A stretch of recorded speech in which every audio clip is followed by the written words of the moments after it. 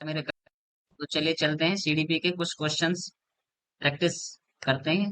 पहला क्वेश्चन है, नीता सभी प्रकार के जानवरों, पौधों, धातुओं और खनिजों की पहचान और वर्गीकरण कर सकती है। हावर्ड गार्डनर के बहुबुद्धि सिद्धांत के अनुसार वह कौन सी बुद्धि का प्रदर्शन कर रही है? देखो नीता यहाँ पर क्या कर रही है, जानवर, पौधे, जंतु, खनिज। तो ये किसके अंतर्गत आते हैं? सभी ये अंतर्गत आते हैं अपने प्रकृति के अंतर्गत। किसमें होते हैं? ये प्रकृति में होते हैं सभी। तो इसमें देखो वो किस प्रकार की बुद्धि का पहचान कर रही है? प्रकृतिवादी। कैसी बुद्धि है उसकी? ऑप्शन बी, प्रकृतिवादी। अगले क्वेश्चन पे आते हैं। कक्षा में वैयक्तिक भिन्नताओं को संभालने हेतु एक प्राथमिक शिक्षा शिक्षिका को निम्न में से क्या करना चाहिए? कि एक शिक्षिका है, कौन सी क्लास की? प्राथमिक शिक्षिका। तो कक्षा में सबके लिए कड़े नियम बनाने चाहिए। पहला ऑप्शन है सबके लिए कड़े नियम नहीं। प्राथमिक स्तर पर पेपर पेंसिल आधारित मानक परीक्षण का तो आपको करना नहीं कभी। मानक परीक्षण है वो ऑप्शन तो गलत ही मानना है। ऑप्शन सी पढ़ेंगे, सभी के लिए समान पाठ्यक्रम। और ऐसा भी नहीं है सभी के लिए समान पाठ्यक्रम, क्योंकि बच्चों की बुद्धि सभी की एक जैसी नहीं होती, सब में डिफरेंस होता है। तो सभी के लिए समान पाठ्यक्रम तो होना ही नहीं चाहिए। फिर लास्ट का ऑप्शन पढ़ते हैं, विद्यार्थियों को अधिगम की विविध प्रकार अवसर, यानी कि विद्यार्थियों को क्या देना है? उनको अवसर देने हैं। क्या देना है उनको? विभिन्न प्रकार के अवसर देने हैं। तो ऑप्शन इसका D is the correct answer, option D. तो अगले क्वेश्चन में चलते हैं। 8 वर्षीय रोहित का एक बच्चा है, 8 वर्ष का, जिसका नाम क्या है? रोहित।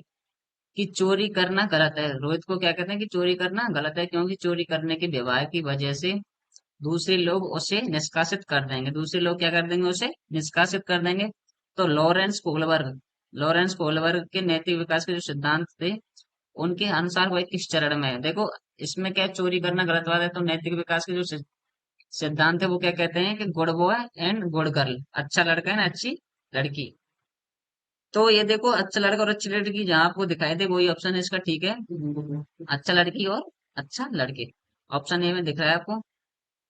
अगला क्वेश्चन, बच्चों द्वारा पूरे वर्ष के दौरान किए गए विभिन्न कार्यों का संग्रहण, जिसका लक्ष्य उनके प्रदर्शन का रिकॉर्ड रखना। देखो क्या है, बच्चों का जो रिकॉर्ड रखा जाता है पूरे साल का, वो किसके अंतर्गत आता है? उससे हम क्या कहते हैं? पोर्टफोलियो। उसको हम क्या कहते हैं? पोर्टफोलियो। ऑप्शन डी में है।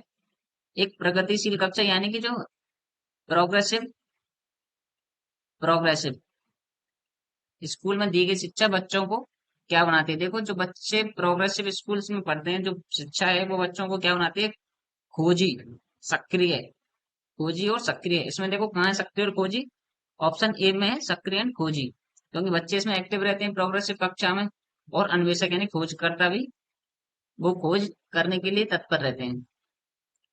16 नंबर क्वेश्चन अगला है, प्रभाव विस्तारीकरण और लचीलापन निम्न में से किसके लक्षण है? कि लचीलापन बच्चे के अंदर होना चाहिए और विस्तारीकरण भी बच्चे के अंदर होने चाहिए। किस चीज के लक्षण हैं?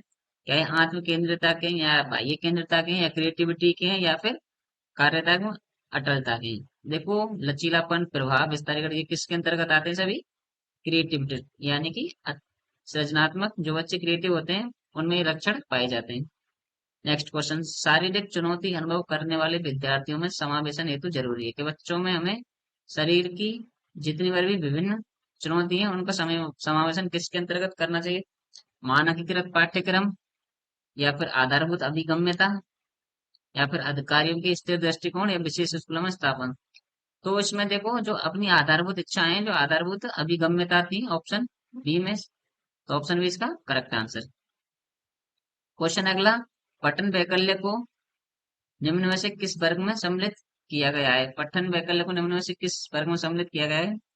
अधिगम विकारों का बहुक्रम, हल्की मानसिक मंदता, मनोसामाजिक विकारों का बहुक्रम, और बाल्यावस्था की सामान्य ज्ञानक क्षमताएं। तो पठन से जो संबंधित विकार हैं वो किस में आते हैं? अधिगम के अंतर्गत। किसके आते हैं? अधिगम के अंतर्गत, ऑप्शन नंबर ए। अगला क्वेश्चन चलते हैं, निम्न में से कौन सा समावेशी अध्यापन का सिद्धांत नहीं है? समावेशी अध्यापन यानी जो समावेशी इंक्लूसिव एजुकेशन है और जो टीचिंग है उसके अंदर कौन सा सिद्धांत नहीं है? समता का, पृथकीकरण और नामीकरण, विभिन्नताओं के अनुसार तंत्र अनुकूलन, व्यक्तिगत भिन्नताओं को अपनाना। तो देखो हमें क्या करना है? समावेशी में समावेश करना है, ना कि बच्चों को पृथक करना है। ऑप्शन इसमें बी क्या कर रहा है? पृथकीकरण और नामीकरण, जो गलत है वो इसका आंसर सही है। अगला क्वेश्चन है 20वां, एक कुम्हार है, ऑप्शन ए। कथन दे रखा है, स्टेटमेंट का क्वेश्चन है, ऐसे क्वेश्चंस आते हैं एग्जाम के अंतर्गत।